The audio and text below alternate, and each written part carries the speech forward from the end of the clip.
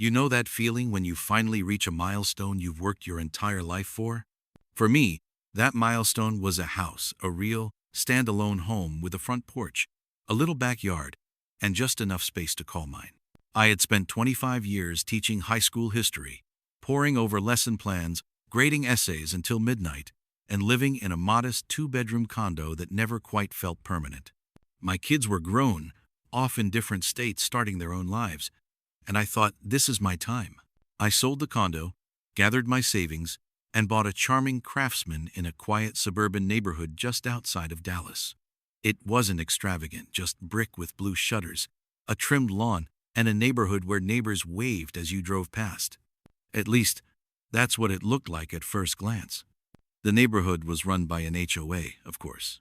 That's the trade-off for neatly mowed lawns and flower beds that bloom in sync. I had heard horror stories about HOAs, but I thought that won't happen to me. This one looks fine. Besides, how bad could it be? The HOA president was a woman named Pamela, though everyone behind closed doors called her Pam. She was in her late 50s, always dressed like she was running for office. Pressed blazers, oversized sunglasses, and a permanent smirk that made you feel like she knew something you didn't. From the very first meeting, it was clear Pamela wasn't just president. She was a queen, and the board was her court. She had a way of leaning back in her chair, crossing her arms, and nodding slowly, as if deciding whether your existence was tolerable. When I introduced myself, excited to be part of the community, she gave me a smile so thin it could cut glass. "Oh, you're the teacher who bought the Martinez house," she said. I nodded, a little surprised. "Yes, that's me. Retired now. Just looking forward to gardening and—" "Well," she interrupted, tapping her pen on the table, "just make sure you read the bylaws carefully. We take them seriously here." The room chuckled softly, like they'd all been through this ritual before. At first, I brushed it off. Every community has its characters. But within a week, a bright yellow notice appeared taped to my door. Violation notice. 50. Fine. Improper flower bed edging. Please correct within 72 hours. I stared at the paper in disbelief. My flower beds weren't improper. I'd barely had time to plant a few marigolds.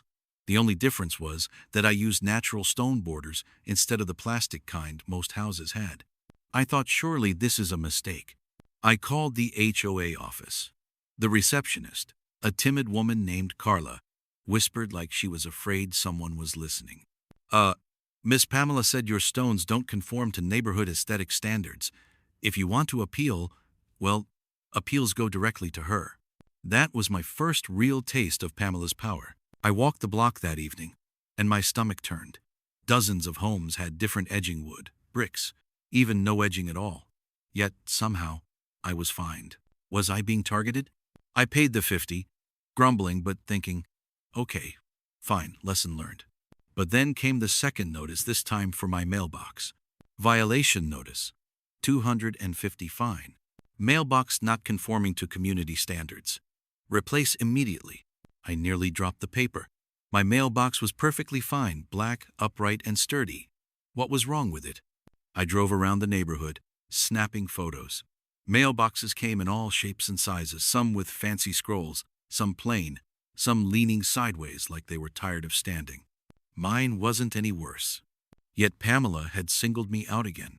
That night, I sat on my porch, holding that violation letter, watching her stroll past with her little dog, a yappy terrier named Bentley. She didn't look at me. She didn't need to. Her smirk said it all. I'm untouchable. And you? You're next on my list. And that's when I realized this wasn't about rules. This was about control. Pamela had chosen me as her new project, but she had no idea who she was dealing with. Because while I might be retired, I wasn't beaten down. I spent years teaching teenagers how to stand up for themselves, how to find the truth in a sea of lies. I knew history, and history had taught me one thing: tyrants always fall. But the question was, how far would Pamela go before she pushed me too far? What would you do if your dream home turned into a battlefield with your HOA president? Would you fight back or keep your head down? Let me know in the comments. If the first violation felt like an inconvenience and the second like an insult, The third one hit me like a brick to the chest. It came on a Tuesday morning, tucked inside a certified letter that required my signature. That alone set my heart racing. Who sends certified mail over flower beds and mailboxes? I opened it at my kitchen counter, my coffee still steaming, and nearly spilled the cup when I read the words, "Notice of escalating fines. Your property is in continued violation of HOA bylaws. Daily fines of $100 will be assessed until compliance is met. Failure to comply may result in a lien on your property." A lien? On my home. I had lived there barely 2 months. The supposed violation? Unauthorized exterior decoration. I had hung a wind chime. A simple, wooden wind chime my daughter gave me when I retired. Every time the breeze hit it, it tinkled softly, reminding me of her laugh when she was little. Pamela had the gall to write, "Wind chimes are disruptive to the peaceful enjoyment of the neighborhood. Please remove immediately." I wanted to laugh, but instead, I felt my hands shake with anger. This wasn't about bylaws. This wasn't about peace. This was about me. Pamela had marked me, and she wasn't going to stop until I bent to her will. That evening, I attended the HOA's monthly meeting. I was ready to defend myself, to argue my case. The community hall was a beige, windowless room with folding chairs and a long table where the board sat. Pamela presided at the center like a monarch. Her terrier, Bentley, sat in a little carrier at her feet, yipping now and then as if on cue. I waited patiently through discussions about pool hours and landscaping budgets, then raised my hand when they asked if any residents had concerns. "Yes, I'd like to address the violation notices I've been receiving," I began. Pamela didn't even look up from her papers. "Name and address for the record." I gave it. She sighed dramatically. "Ah, yes, 1425 Willow Lane. You've been quite active." A few board members chuckled. "I'd like to know why I'm being fined for things that clearly aren't violations," I said firmly. "For example, my wind chime. Many homes have them." Pamela finally looked up, and her smirk spread like oil across water. "Ma'am, the rules are clear. No hanging items that create noise disturbances. We have to think of all residents, not just you." A man in the audience raised his hand. "I've had a wind chime for 5 years. Nobody's ever said anything." Pamela snapped her head toward him. "Then consider this your warning, Mr. Thompson." The room went quiet. People shifted uncomfortably. No one wanted to be next. I felt my blood boil. This is selective enforcement. You're applying rules to me that you're not applying to others. Pamela leaned back, lacing her fingers. "If you don't like how this community is managed, perhaps you bought in the wrong neighborhood." The board murmured in agreement, though their eyes told a different story. They looked tired, intimidated, like they'd heard this script before. I walked out that night with my head high, but inside I was fuming. The next morning, another notice appeared. Violation, trash can visibility, 150 fine. Apparently, my trash can, tucked neatly beside my garage, was visible from the street. Never mind that nearly every driveway on my block had theirs in plain sight. It was war. But here's the thing about me. I don't back down easy. Years of teaching rowdy teenagers had given me a backbone. Pamela thought I was just another retiree she could bully into submission. She thought wrong. I started documenting everything. Every notice. Every photograph of neighbors with the same violations I was fined for. Every interaction. I kept a folder on my kitchen counter, labeled in bold marker, OA evidence. At night, I'd sit at my dining table, flipping through pages, my resolve growing. If Pamela wanted a fight, she was going to get one. But deep down I wondered, how far could she actually go? Could she really put a lien on my home? Could she take it from me? The thought gnawed at me. I'd worked my whole life for this house. The idea of losing it because of a power-hungry HOA president was unthinkable. Yet as the weeks went on, the notices piled higher. Fines turned into threats. Threats into legal jargon. Pamela was tightening her grip, but what she didn't realize was that I was already preparing my counterattack. Because every tyrant leaves a paper trail. And Pamela, she was sloppy. Have you ever dealt with someone who abused their authority just to make your life miserable? How did you handle it? Drop your story in the comments. I'd love to hear. Pamela liked to act like the HOA bylaws were chiseled in stone and handed down from on high. But the deeper I dug, the more I realized something. Her laws weren't laws at all. One evening, I sat with my laptop at the dining table, flipping through the HOA's official covenants, conditions, and restrictions, CC rupees. They were dry pages upon pages of legal jargon, but I forced myself to read every word. And that's when I saw it. The so-called decorations clause Pamela had cited in my wind chime violation. It didn't exist. The trash can visibility fine? The bylaws only prohibited leaving trash cans at the curb for more than 24 hours, not storing them beside a garage. Pamela wasn't enforcing the rules. She was inventing them. I leaned back in my chair, the realization hitting me like a jolt. If she was making things up, how many other residents had been targeted? How many had quietly paid their fines, too afraid to challenge her? The next morning, I decided to test something. I stopped by the house of Mr. Thompson, the man who spoke up at the meeting about his wind chime. He lived 3 doors down, in a yellow ranch with a perfectly trimmed hedge. He looked surprised when I knocked. "Morning," I said. "Sorry to bother you. Mind if I ask, have you ever been fined by the HOA?" He chuckled bitterly. "Once a year, like clockwork. Last time it was because my Christmas lights were too bright. Can you believe that? Half the neighborhood does the same thing. But Pamela, well, you know." I nodded. "Did you ever fight it?" He shook his head. "What's the point? She runs the board. Always wins." That was the moment I realized the truth. Pamela ruled by fear. Most neighbors didn't push back, because they assumed she had the power to crush them. But cracks were showing. The more I asked around, the more stories I heard. A widow down the street fined $500 because her grandson's bicycle was left on the porch. A young couple threatened with foreclosure for planting a tree without permission. An elderly man humiliated in a meeting when Pamela mocked him for asking why dues kept going up. Each story added to my file. My folder of evidence grew thicker. And yet, Pamela strutted through the neighborhood like a peacock, Bentley trotting at her heels, confident she was untouchable. Until one day, she slipped. It happened on a Wednesday afternoon, when I saw her parked in front of a neighbor's home. She was standing by her SUV, clipboard in hand, writing furiously. The neighbor, a quiet woman named Denise, stood at the doorway, wringing her hands. I strolled closer, pretending to check my mailbox. That's when I heard it. Pamela saying, "Look, Denise, I can waive this violation for you, but you'll need to make a donation to the HOA's discretionary fund. Cash is fine." I froze. Was she extorting her? Denise mumbled something, clearly uncomfortable.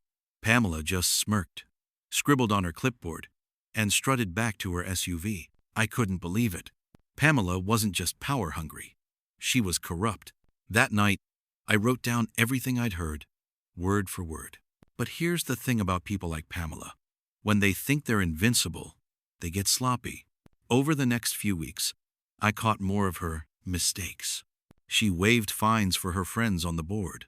She approved home renovations for her allies, while denying the exact same requests from people she disliked.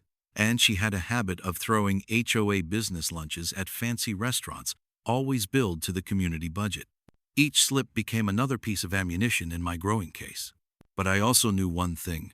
If I went at her head on, she'd bury me in legal threats and fines until I cracked. So I had to be smart, careful, patient, like a chess match. Still, every tyrant eventually overplays their hand. And Pamela was about to make a move that turned the entire neighborhood against her. Because one day, out of nowhere, she announced a special assessment. Every homeowner would have to pay an extra $200 that year, supposedly for community improvements. But no one could get a straight answer about what those improvements were. I watched the fury ripple through the neighborhood like a spark in dry grass.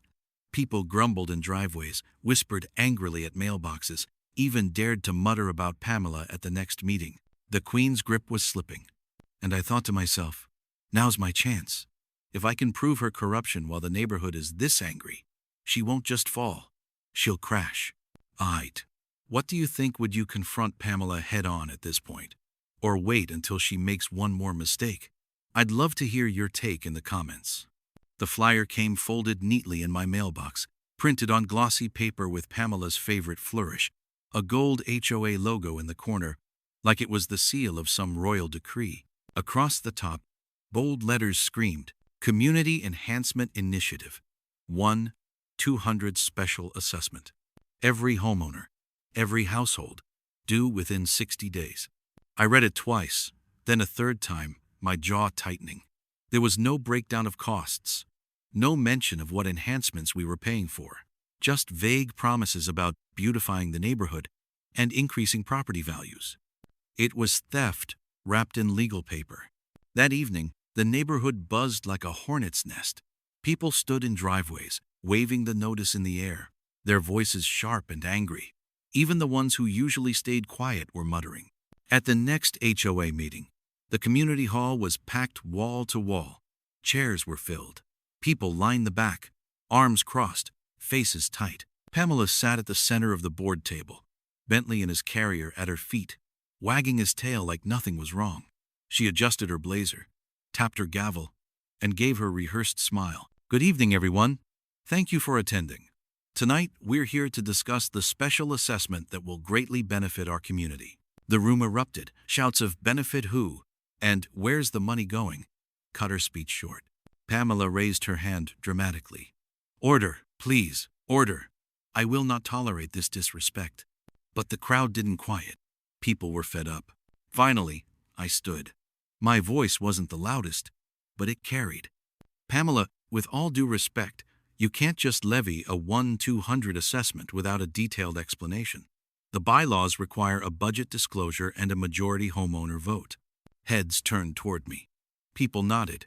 Pamela's smirk faltered for the briefest moment. Then it returned. That's incorrect, she snapped. The board has full discretion to approve necessary improvements. And frankly, if you don't trust us, perhaps you don't belong here. Gasps rippled through the room.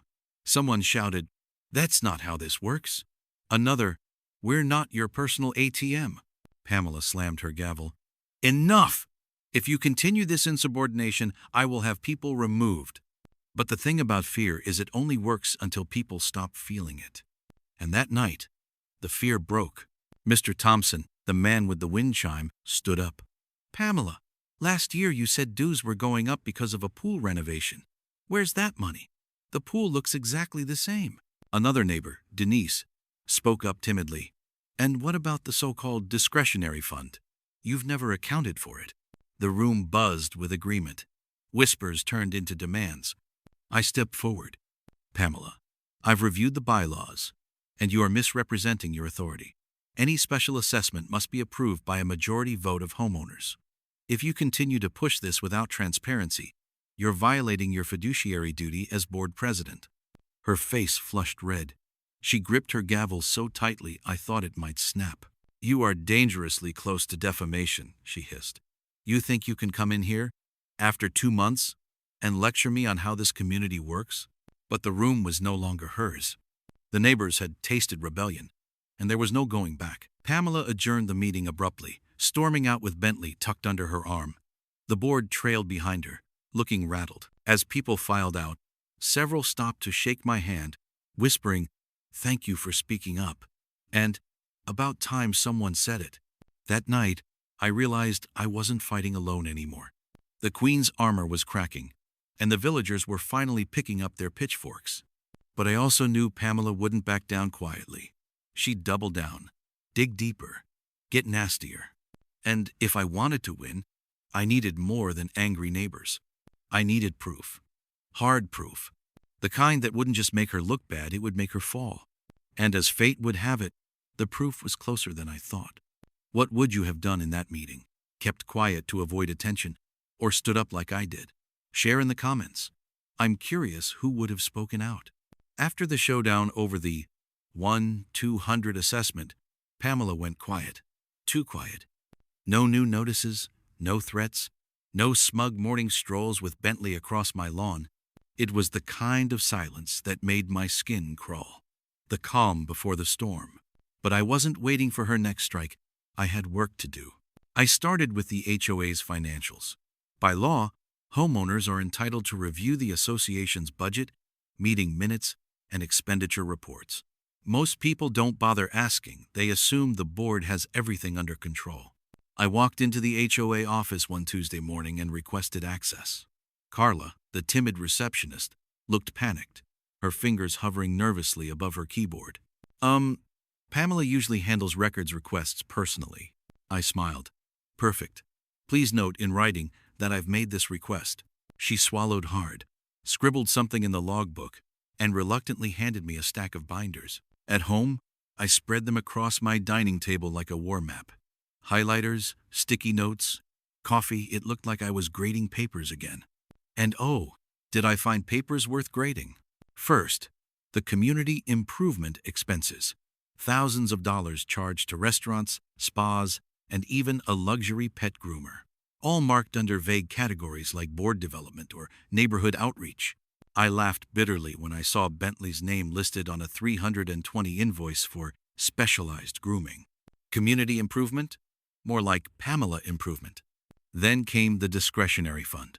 Supposedly used for emergencies, it had ballooned into tens of thousands of dollars with no receipts attached.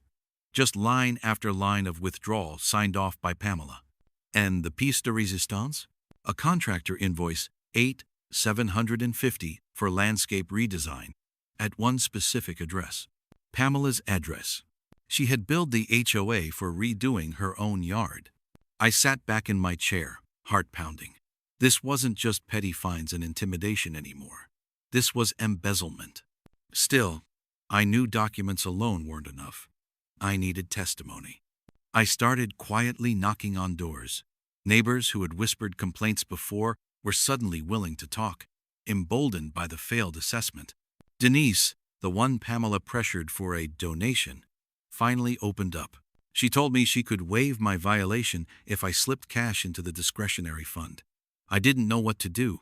I didn't want to lose my house. I asked if she'd be willing to put that in writing. Her voice trembled, but she nodded. If it means stopping her, yes. One by one, more people shared their stories. A dozen affidavits, all pointing to a pattern. Selective enforcement, intimidation, financial abuse. I gathered it all, carefully organized in my evidence folder. But then, something happened that nearly blew everything up. One night, as I was working at my dining table, I noticed headlights pause outside my house. A car idled for a few seconds, then slowly drove off. It happened again the next night, and the next. Was it paranoia, or was Pamela keeping tabs on me? The following week, I received another certified letter. My stomach dropped as I signed for it. Inside, in bold red letters, was a threat. Notice of lion intent. Immediate action required. Pamela was claiming I owed over $3,000 in unpaid fines and assessments. If I didn't pay within 30 days, the HOA could place a lien on my property and begin foreclosure proceedings. My hands shook as I held the paper. She was making her move. But here's the thing Pamela didn't know. I wasn't just collecting evidence. I'd already contacted an attorney, a sharp, no-nonsense man named Eric Collins, who specialized in HOA litigation. When I showed him the binder of financials, the affidavits, and the bogus fines, his eyebrows shot up. This isn't just a defense case, he said. This is criminal. Fraud, embezzlement, abuse of fiduciary duty. If what you've shown me is accurate, Pamela's looking at more than losing her position. She could be looking at charges. Hearing those words felt like oxygen after months of suffocation. Pamela thought she was untouchable, but I was about to prove her wrong. The queen had overplayed her hand, and I had the receipts to topple her throne. What do you think? Should I have gone public with the evidence right away, or let the lawyer build the case quietly first? Curious what you'd do in my shoes. When I first sat down across from Eric Collins, I'll admit, I felt a twinge of doubt. He was younger than I expected, late 30s, clean cut, with the kind of confidence that comes from winning more battles than you've lost. His office walls were lined with framed newspaper clippings about HOA reform cases and plaques from grateful clients. He leaned back in his chair, steepling his fingers. So, you've got a bully with a title and a taste for other people's money. Classic HOA tyrant. But here's the good news. You've documented everything. He flipped through my binder, page by page, his expression going from mild interest to outright disbelief. Wow. She billed the HOA for dog grooming? And a yard redo at her own house? I nodded grimly. And this, he held up Denise's affidavit, this is extortion.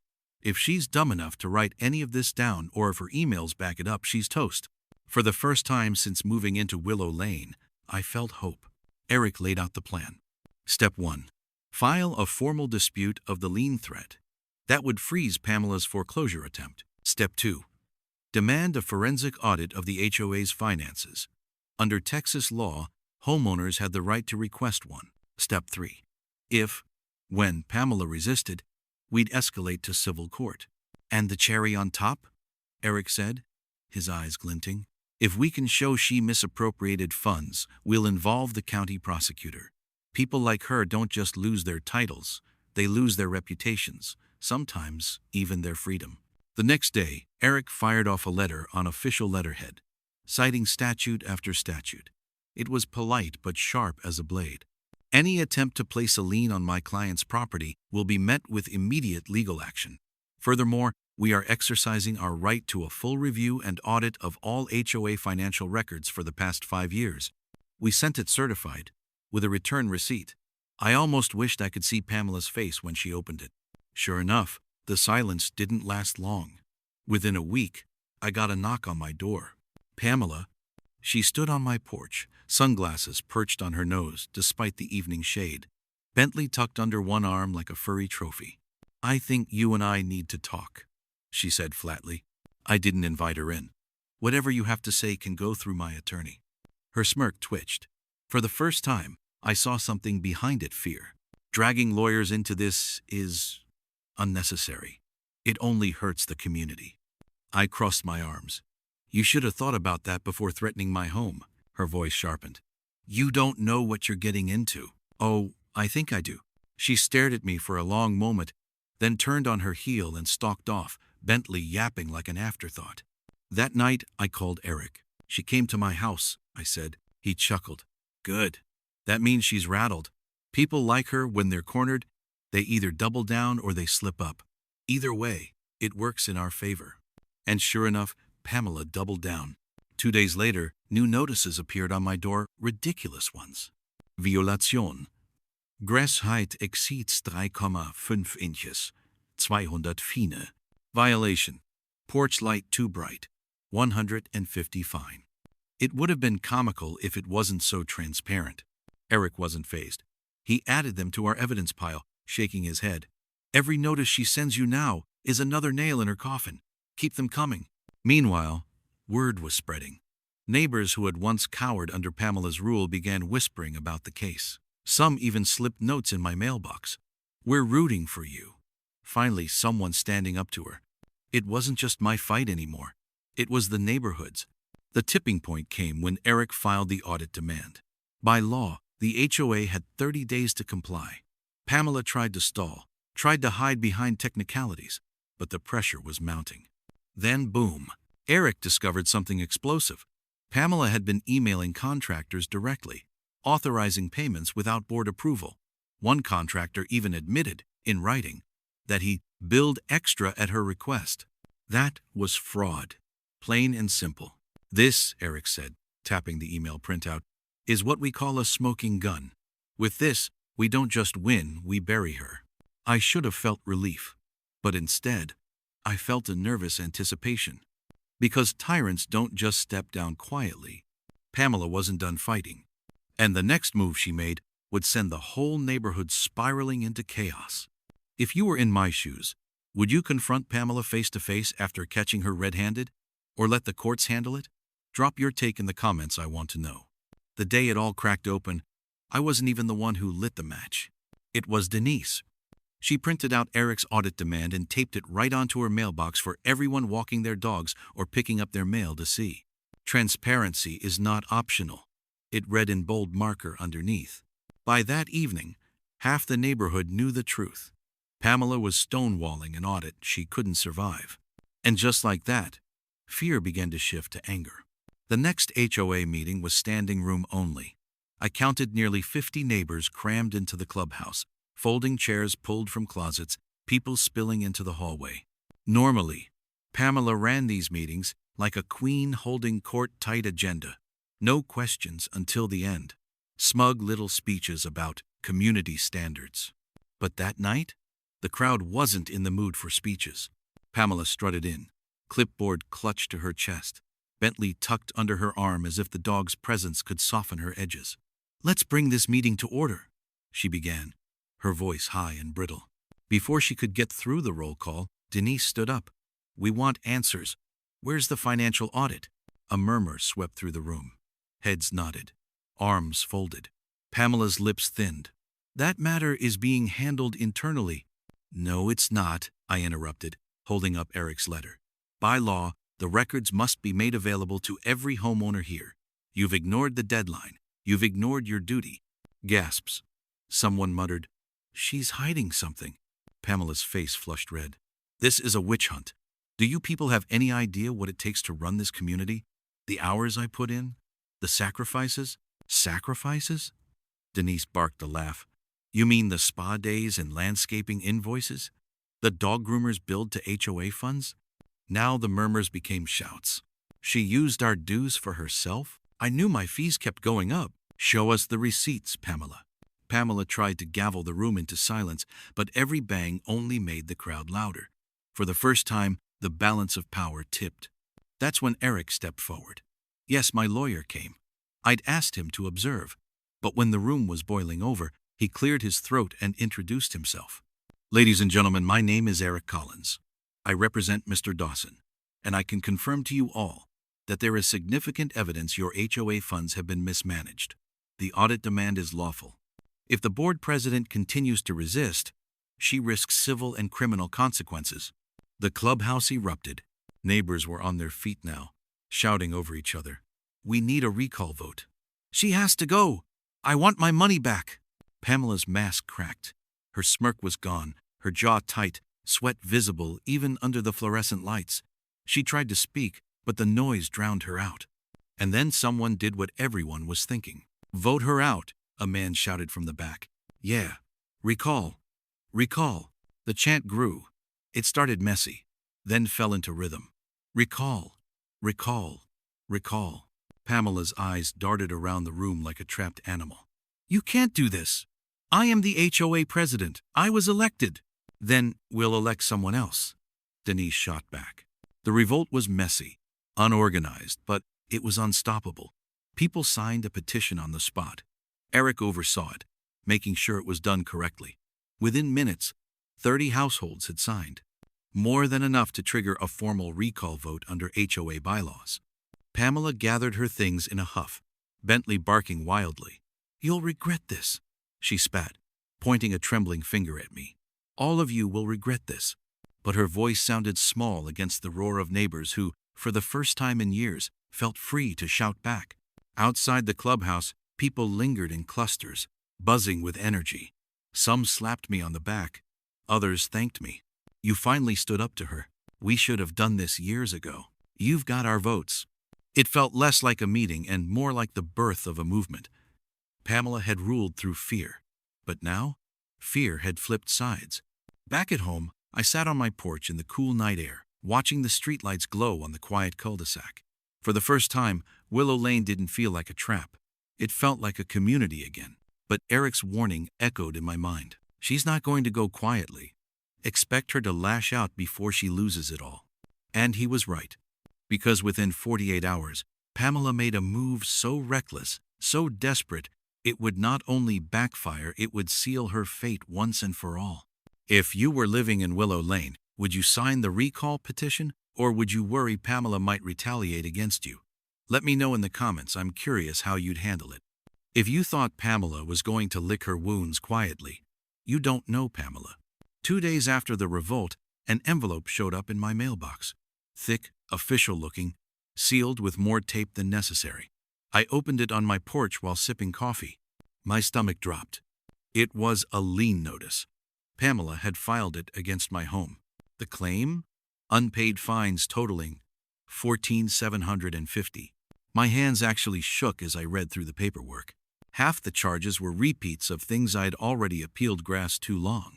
Improper mailbox, trash can visibility, and my favorite, unapproved exterior decoration, because my daughter's chalk drawings had been on the driveway last spring. Pamela had taken every petty infraction she could think of, stacked them together, and used it as justification to threaten foreclosure on my house. I called Eric immediately. She did what? His voice was sharp. She filed a lien. I read the number again, my throat tight. Almost 15 grand. Eric whistled low. That's not just desperate, that's reckless. She's trying to scare you into backing down. But here's the problem, she's done it all wrong. Wrong how? Wrong as in legally indefensible. Half those fines were never voted on by the board. And she filed the lien without a proper board resolution. That makes it fraud. Fraud. The word lit a fire in me. Pamela wasn't just being vindictive, she was crossing into criminal territory. The next morning, I walked outside and saw I wasn't the only one. My neighbor across the street, the retired Air Force vet named Henry, was standing in his yard holding his own envelope. He waved it like a white flag.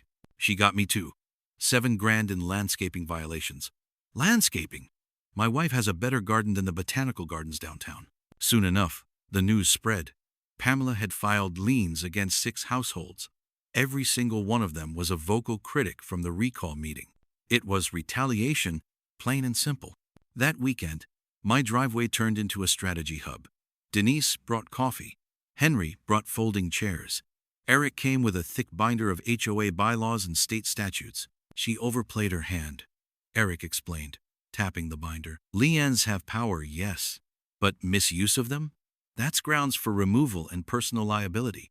You're not just fighting back, now you can sue her directly for abuse of authority.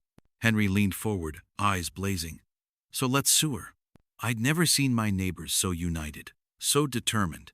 Pamela thought liens would scare us into submission. Instead, they bound us together tighter than ever. But Pamela wasn't finished. On Monday morning, the whole neighborhood woke up to find bright orange violation notices taped to garage doors, mailboxes, and even a few fences. It looked like the street had been hit by a graffiti gang, but the gang was Pamela. Every paper carried her signature. Every paper accused someone of something absurd. Christmas lights still up in March. Garage door paint faded. Unapproved bird feeder. It was chaos. And yet, it was also her undoing. Because by going so wide, she'd finally hit people who had always stayed quiet. Folks who never spoke at meetings. People who paid their dues and kept their heads down. Now they were furious. Pamela had crossed a line, and even her silent supporters were done with her. That night, I sat at my desk writing up my statement for court. Eric had already filed the paperwork to contest the lien and seek damages. We had the petition for recall. We had signatures. We had momentum. But most importantly, we had her pattern of abuse, in black and white. I knew Pamela would come at me again before this was over. But for the first time, I wasn't afraid. She thought the liens would silence us. Instead, they became the rope she was hanging her own presidency with. And soon enough, she'd learn just how tight that rope could pull. If your HOA president slapped a lien on your house for bogus fines, what would you do first? Lawyer up immediately, or rally the neighbors? Drop your thoughts in the comments. By the time the court date rolled around, Pamela had turned our neighborhood into a war zone. Not a physical one, but a psychological battlefield of fines, threats, and bright orange notices that fluttered like warning flags on every house. What she didn't realize was that every single move she made was strengthening our case. Gathering the arsenal, Eric and I sat in his living room the night before the hearing. His coffee table was covered in binders, color-coded folders, and printouts. Okay, he said, flipping a tab. We've got proof that half these fines were never approved by the board. Minutes from meetings that Pamela falsified or altered. Testimonies from at least a dozen neighbors who got identical bogus violation letters. The state statute requiring a full board vote before a lien is filed. She skipped that step entirely. I leaned back, exhausted but wired. So basically, she's toast? Eric smirked. If the judge is even half awake, yeah. Courtroom showdown. The courthouse was a plain brick building that smelled faintly of old paper and coffee. When I walked into the small civil courtroom, Pamela was already there, sitting at the plaintiff's table like she owned the place. Her outfit screamed power red blazer, pearls, her hair sprayed into submission. When she saw me, she gave a little smirk, like I was just another speed bump she'd flatten on her way to total control. But then Eric walked in with his rolling briefcase, and I swear her smirk faltered. The judge, a no-nonsense woman with sharp glasses, called the case. Pamela launched into her opening statement with all the drama of a stage actress. She painted me as the neighborhood troublemaker, the rule breaker, the homeowner who thought I was above everyone else. She waved her stack of fines like holy scripture. I almost laughed. Then Eric stood. He didn't raise his voice, didn't posture. He just started laying out facts. Quietly, methodically, devastatingly. Your Honor, the HOA president filed this lien without the required board approval. That alone invalidates it. But beyond that, we have evidence of fabricated fines, selective enforcement, and retaliation against homeowners who opposed her leadership. This isn't governance. This is abuse of authority. He handed over binders so thick the judge had to shift in her chair to take them. Pamela's face flushed red. The turning point. The judge leaned forward, tapping a finger on the paperwork. Mrs. Cartwright, she said to Pamela, do you have documentation showing these fines were approved by the board? Pamela stammered. Well, of course, the board was aware. That wasn't my question. The judge's tone could have cut glass. Do you have proof of a vote? Silence. Pamela shuffled papers, flipped pages, but there was nothing, because there had never been a vote. The judge finally set the binder down with a sigh. I'm dismissing this lien. And frankly, Mrs. Cartwright, I'm concerned about your conduct as HOA president. I strongly suggest the homeowners consider new leadership. It was over. Just like that. Pamela's untouchable armor had cracked in open court. Aftermath in the parking lot. I walked out of that courthouse lighter than I'd felt in months. Neighbors who'd come to watch shook my hand, clapped my shoulder, even hugged me. Pamela stormed past us, her heels clicking like gunfire on the pavement. She didn't say a word. She didn't have to. Her silence was the sound of defeat. Henry, the retired vet, leaned over to me. She's done, he muttered. She just doesn't know it yet. And he was right, because the recall vote was coming. And this time, Pamela wouldn't just lose a case, she'd lose her throne. That night, I sat on my porch with my wife, a beer in hand, and for the first time since moving into this neighborhood, I actually enjoyed the peace of my own home. Pamela thought she could bully us with liens and fines, but she had forgotten one thing: people will put up with a lot until you threaten the roof over their heads. And when you cross that line, you awaken something you can't control. The counterstrike had worked. The lien was gone. The neighborhood was united. But Pamela wasn't out yet. And the final battle, the recall, was about to begin.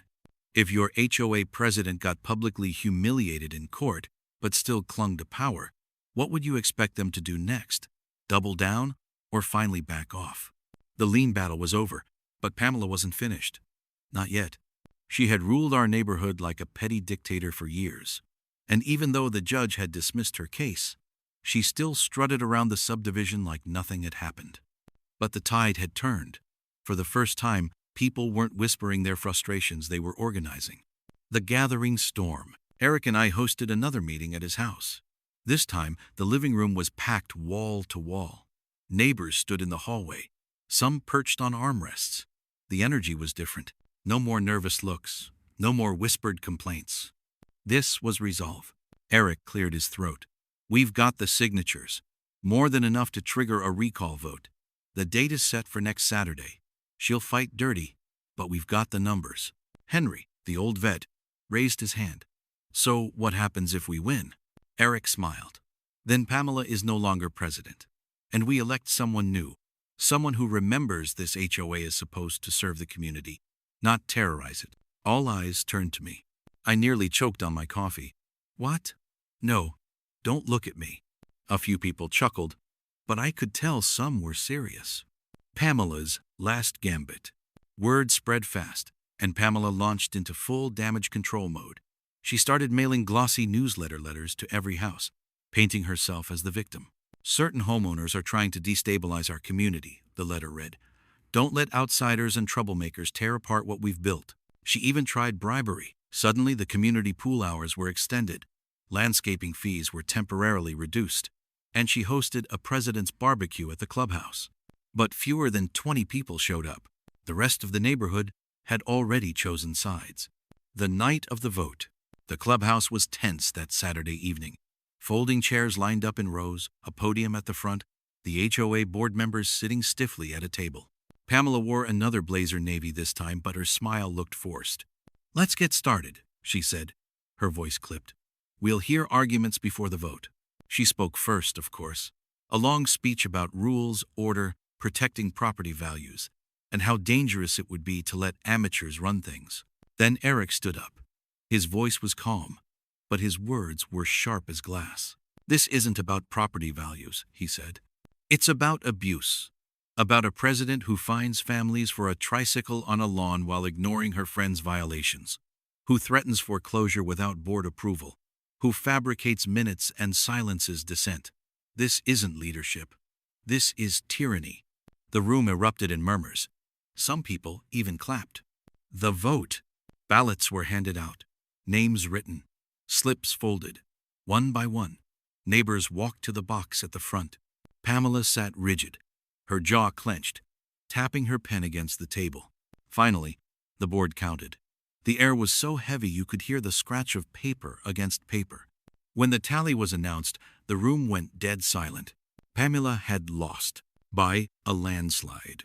The fall, her face went pale. For the first time since I'd moved into that neighborhood, she didn't have words. No threats, no smug smile, just silence.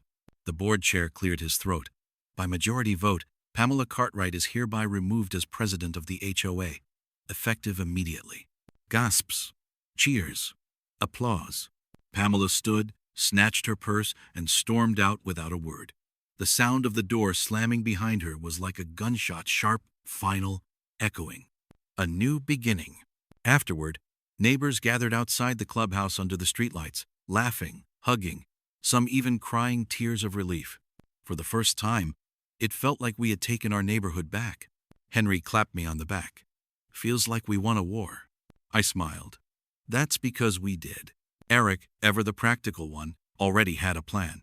"We'll need an interim president. Someone fair. Someone who remembers this is about community, not control." And once again, the eyes turned to me. I sighed. Maybe I hadn't asked for it. But after everything Pamela had put us through, maybe this was the way forward. That night, as I lay in bed, the neighborhood felt different, quieter, safer. Ours again. Pamela thought she was untouchable. But nobody is untouchable when an entire community decides enough is enough. If your neighborhood finally voted out a tyrannical HOA president, would you celebrate, or would you worry about what they might do next in retaliation? For a moment, we thought it was over. Pamela had been voted out. The neighborhood had cheered. We'd won. But people like Pamela don't just fade away. They cling to power, to control, to grudges, and she wasn't about to let go quietly. The quiet weeks. The first few weeks after the recall felt like a breath of fresh air. The board actually started listening to homeowners. Landscaping fees were reviewed and reduced. Absurd rules were suspended. For the first time since I'd moved in, people were smiling at board meetings instead of glaring. I even noticed kids riding their bikes again, something that had nearly disappeared under Pamela's reign of citations. But in the back of my mind, I kept wondering, where is she? Pamela didn't sell her house. She didn't leave. She just disappeared. No walks around the neighborhood, no scolding emails, no passive-aggressive newsletter in the mail. Too quiet. The anonymous complaints. It started small. A city code inspector showed up at Henry's house, saying they'd received a complaint about improper fencing height. A week later, Eric got a notice from animal control. Someone had reported his dog as aggressive. Then came one for me. A letter from the county zoning office claiming a neighbor had reported an illegal home business being run from my garage. Each claim was bogus. Each one was dismissed quickly. But the pattern was obvious. Pamela was weaponizing city agencies the way she once weaponized the HOA. The neighborhood meeting. We gathered again. this time in the clubhouse under softer, more hopeful circumstances. But the optimism dimmed when Henry tossed a stack of letters on the table. 3 in 2 weeks, he muttered. All anonymous. All nonsense. Eric leaned forward, his jaw tight. She's behind this. Who else would bother? A neighbor named Lisa frowned. But she doesn't have power anymore. What's the worst she can do now? I looked around the room. She doesn't need official power. She just needs to make our lives miserable until we regret voting her out. That got quiet nods. Everyone understood. Pamela un mask. The final straw came when a police cruiser pulled up in front of my house one evening. An officer stepped out, polite but stern. Sir, we received a call about suspected drug activity in your home. I laughed in disbelief. You've got to be kidding me. Of course, after a quick look and a conversation, the officer realized it was a false report. But as he left, he shook his head. You'd be surprised how often this happens. Feuding neighbors usually. Same caller over and over. That was it. We had proof she was still at it. Eric, ever the strategist, dug into public records. He discovered that several of the anonymous complaints had been filed under the same phone number, and guess whose number it was tied to? Pamela's. Turning the tables. Armed with evidence, we called another meeting this time, not just neighbors, but also the city mediator. Pamela showed up, smug as ever, pretending to be concerned. She even wore pearls like she was attending a charity gala. But when Eric laid out the stack of complaint records, the room erupted.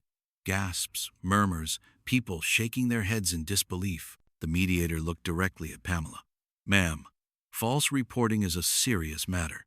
You've wasted police and city resources. You could be facing fines, or worse. For the first time, Pamela didn't have a comeback. Her face went red, her lips pressed tight. She grabbed her purse, muttered something about lawyers, and stormed out. The city issued her a warning and fined her for filing fraudulent complaints. But more importantly, her credibility in the neighborhood, what little remained, was utterly destroyed. No one believed her lies anymore. No one followed her. She was a queen without a kingdom, pacing the edges of her property while the neighborhood thrived without her. I'd see her sometimes from my porch, glaring across the street, muttering into her phone. But she no longer had the power to control us. And that was the sweetest victory of all. Pamela thought removing her from office would be the end of it. But when revenge became her obsession, she only buried herself deeper. Some people don't need a title to keep fighting. But the moment her tactics were exposed, she lost the one thing she had left: fear. If your ex-HOA president started filing false reports against you after being kicked out, would you ignore them or fight back with legal action? Pamela had been fined. She'd been humiliated. She'd lost her crown as HOA president. For most people, that would have been enough to end it. But Pamela wasn't most people. She doubled down. And in doing so, she finally crossed a line she could never walk back from. It started with petty nonsense. Mysterious piles of trash appeared on my curb. Someone scraped my car in the night. My mailbox was stuffed with anonymous flyers calling me a neighborhood menace. But then came something worse. One Friday morning, Eric called me, his voice shaking with fury. "Check your email right now," he said. I did. Sitting in my inbox was a forwarded message from the county district attorney's office. Pamela had filed a formal complaint accusing us, the recall leaders, of embezzling HOA funds. Yes, she actually tried to frame us for financial crimes. The DA's office, as required, opened an inquiry. An auditor was assigned to review the HOA's books. I'll admit, even though I knew we hadn't done anything wrong, my stomach churned. Government investigations have a way of making even the innocent sweat. But the audit quickly revealed the truth. It wasn't us mishandling funds. It was Pamela. Lavish landscaping expenses that led straight to her cousin's pocket. Invoices for security services that didn't exist. HOA credit card charges at luxury boutiques in town. The numbers didn't lie. We called an emergency meeting. The room was electric, the air heavy with anticipation. When the auditor presented the findings, neighbors gasped audibly. One woman actually put her hand over her mouth. Pamela, sitting stiffly in the back row, shifted uncomfortably. "Mrs. Harrington," the auditor said flatly, It appears you misappropriated nearly 38 of HOA funds during your presidency. Pamela's voice cracked as she protested. That's absurd. Those were approved expenses. Eric leaned forward, eyes cold. Approved by you. Signed off without board votes. You funneled money to your cousin. You charged personal expenses. This isn't leadership. It's theft. The new board voted unanimously to press charges. The evidence was overwhelming. Pamela's face drained of color. For the first time in all these months, she looked small. I almost felt pity. Almost. But then I remembered the foreclosure threats, the bogus fines, the humiliating letters, the sleepless nights she inflicted on all of us. This wasn't tragedy. This was justice. 2 weeks later, a patrol car rolled down the street. Pamela was led out of her house in handcuffs. Neighbors watched from their porches, whispering, some even filming with their phones. She kept her chin up at first, like she was still trying to project control. But when the cruiser door slammed shut, she flinched. That sound, that heavy metallic clunk, was the sound of her reign ending. The HOA recovered some of the stolen money through restitution. Our dues were lowered. Transparency rules were tightened. But the bigger victory was intangible. Peace. The neighborhood that had once lived under her shadow now thrived in the sunlight. Kids played freely, gardens flourished, and board meetings were about community, not power. Pamela eventually sold her house. Rumor had it she moved 2 towns over, trying to start fresh. But around here, her name became legend, a cautionary tale about what happens when someone abuses authority. Pamela thought she was untouchable. She thought the HOA made her queen. But in the end, it was that same HOA, the community she tried to crush, that brought her down. If you discovered your HOA president had stolen thousands from homeowners, would you expose them publicly or quietly let the authorities handle it? The neighborhood was never the same after Pamela left. And for once, that was a good thing. It's strange how silence can feel like a victory. No more letters taped to our doors. No more threatening emails. No more humiliating fines delivered with a smirk. The first weekend after her departure, Eric and I sat on our porch with mugs of coffee. The air felt lighter. Even the birds seemed louder. He chuckled. Do you realize this is the first Saturday in months that no one's arguing with a neighbor about mailbox colors? I laughed. It was true. And in that moment, I realized just how much noise Pamela had brought into all our lives. The new HOA board didn't just run meetings. They listened. We held neighborhood potlucks. Kids organized lemonade stands. We planted a community garden on the empty lot Pamela once claimed was unauthorized use of common space. And slowly, trust came back. People waved at each other again. Conversations on sidewalks didn't carry an edge of fear. Even longtime residents who had thought about moving decided to stay. It feels like home again, one elderly neighbor told me, tears in her eyes. For me, the journey changed something deeper. I used to think that keeping your head down was the best way to survive difficult people. But Pamela taught me the opposite. Bullies thrive on silence. They grow stronger when good people say nothing. It wasn't easy to stand up. I lost sleep. I cried. I doubted myself. But every step of the fight reminded me, doing the right thing is rarely comfortable, but it is always worth it. Every so often, her name still comes up. A neighbor will whisper, "Remember when Pamela?" And we all shake our heads, half laughing, half grimacing. She became a ghost story of sorts, our neighborhood's monster under the bed. But unlike most ghost stories, this one had a real ending. Pamela thought the HOA gave her power over everyone. But in the end, it wasn't about the HOA at all. It was about neighbors uniting, refusing to be divided, and showing that true authority belongs to the community, not the person who yells the loudest or wields the thickest rulebook. Pamela may have written the fines, but we together wrote the ending. If you lived in a community like mine and saw neighbors being bullied by leadership, would you risk standing up even if it made you a target? Or would you stay quiet and hope someone else took that first step? The city issued her a warning and fined her for filing fraudulent complaints.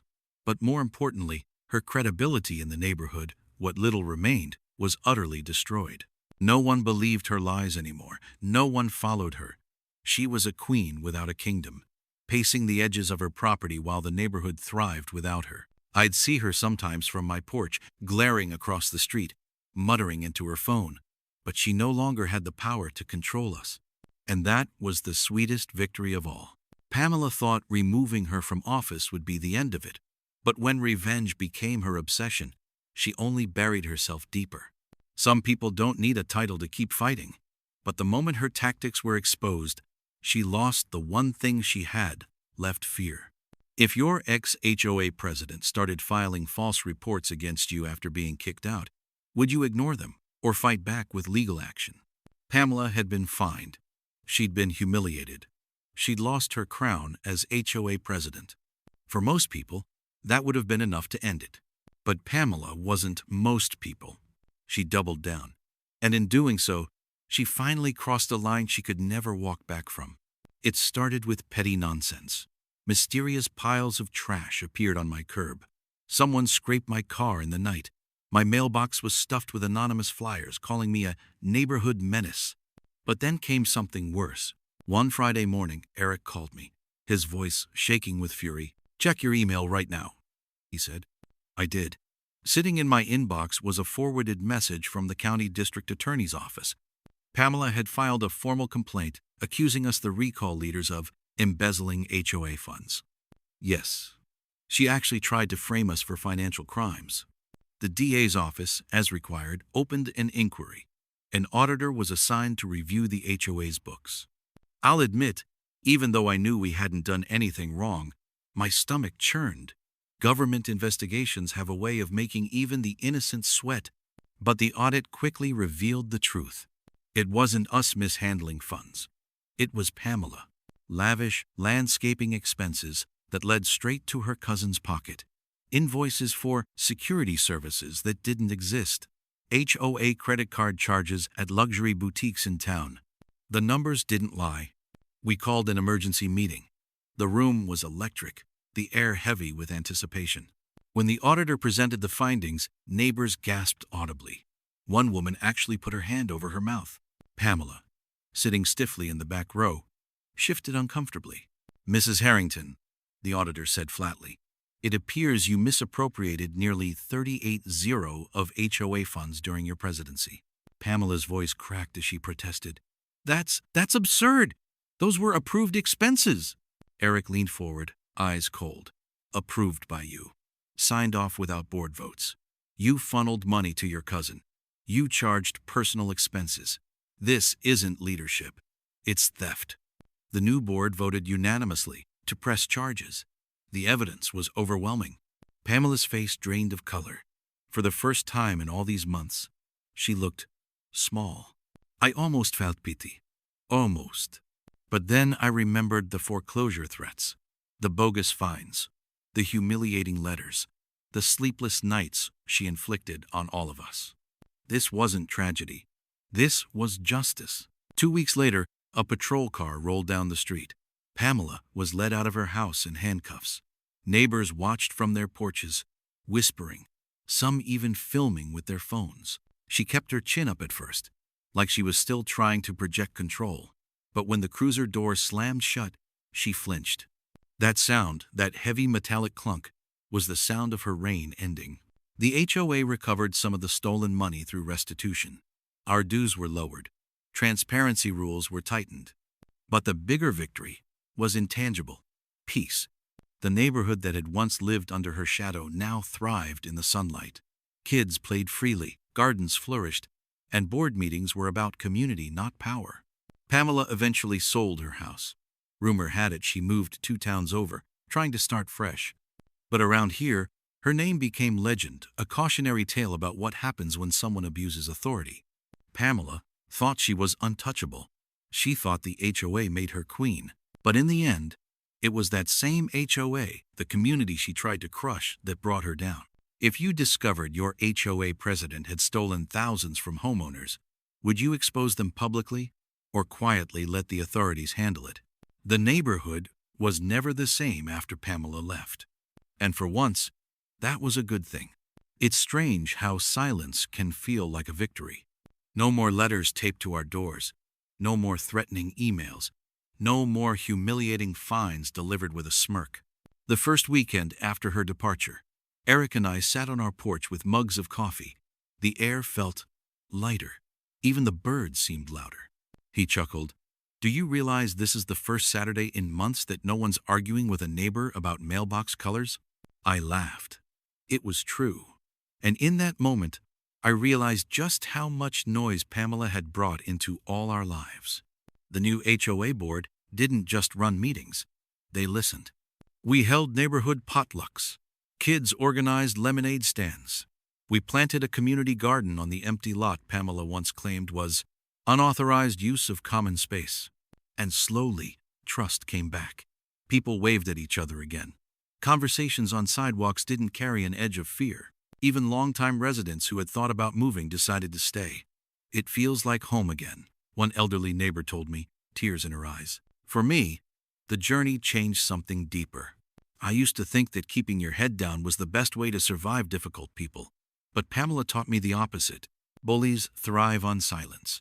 They grow stronger when good people say nothing. It wasn't easy to stand up. I lost sleep. I cried. I doubted myself. But every step of the fight reminded me, doing the right thing is rarely comfortable, but it is always worth it. Every so often, her name still comes up. A neighbor will whisper, "Remember when Pamela?" And we all shake our heads, half laughing, half grimacing. She became a ghost story of sorts, our neighborhood's monster under the bed. But unlike most ghost stories, this one had a real ending. Pamela thought the HOA gave her power over everyone. But in the end, it wasn't about the HOA at all. It was about neighbors uniting, refusing to be divided, and showing that true authority belongs to the community, not the person who yells the loudest or wields the thickest rulebook. Pamela may have written the fines, but we together wrote the ending. If you lived in a community like mine and saw neighbors being bullied by leadership, would you risk standing up even if it made you a target? Or would you stay quiet and hope someone else took that first step